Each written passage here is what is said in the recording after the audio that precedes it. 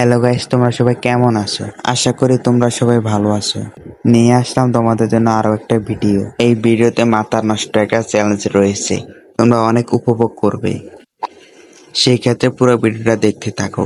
সাধারণত free fire একটা mood রয়েছে, সেই মুডের নাম হচ্ছে লোন অফ। যে মুডে 1v1 খেলা যায়। আজকে সেই ম্যাপে আমরা ওয়ান টেপের চ্যালেঞ্জ করব, যেখানে শুধু আমার কানে একটা এমন। এখানে আমরা সরাসরি গেমে চলে যাবো।